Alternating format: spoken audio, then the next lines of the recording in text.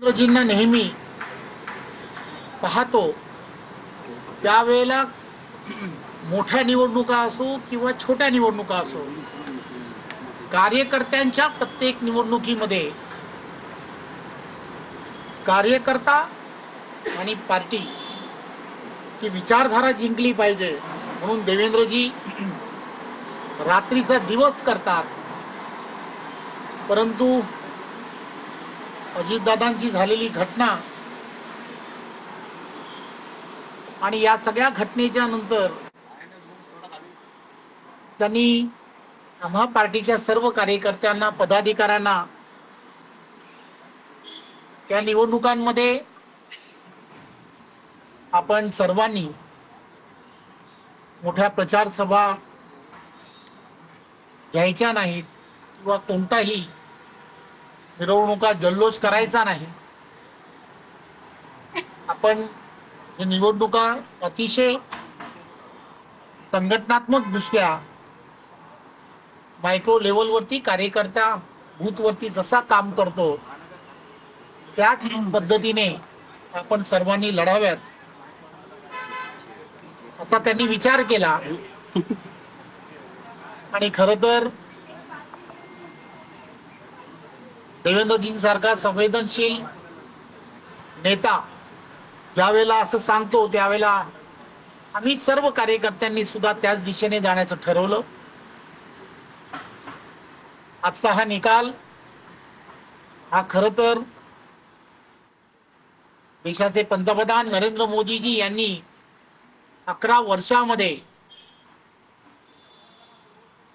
प्रत्येक क्षेत्रामध्ये, कष्टकरी असेल किंवा शेतकरी असेल, शहरी भाग असेल किंवा ग्रामीण भाग असेल, या 11 वर्षामध्ये प्रत्येकासाठी ज्या पद्धतीने त्यांच्या जीवनामध्ये आनंद निर्माण झाला पाहिजे यासाठी अनेक योजना केल्या.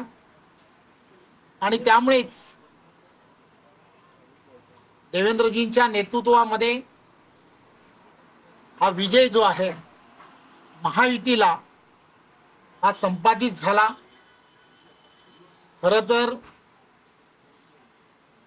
देवेंद्रजींचं मनपूर्वक अभिनंदन की त्यांनी गेल्या काही वर्षांमध्ये महाराष्ट्रातील सामान्य जनतेच्या हिताच्या दृष्टिकोनातून जे निर्णय हे महायुती म्हणून घ्यायचे होते, महायुती म्हणून घेतले. आदरणीय एकनाथराव शिंदेजी असतील, आदरणीय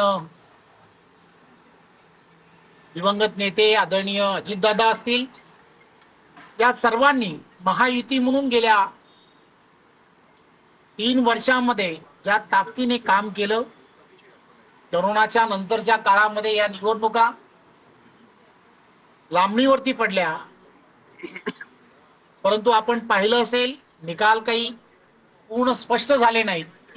परंतु निकालाचे कल जे सांगतायत 12 जिल्हा परिषदेच्या निवडणुका ज्या जिल्हा परिषदेच्या झाल्या आहेत त्या 12च्या 12 ठिकाणी महायुतीचेच सत्ता बसेल असं चित्र निदान समोर दिसतंय. 125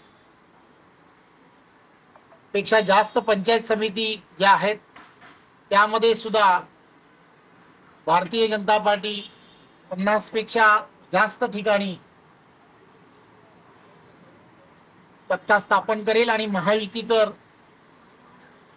या सगळ्या भागांमध्ये जवळजवळ जिल्हा परिषद आणि यांचे निकाल पाहता जे लोकप्रतिनिधी निवडून आलेत महायुतीचे 80% जास्त लोकप्रतिनिधी हे निवडून येताना मोठ्या प्रमाणात दिसत आहेत.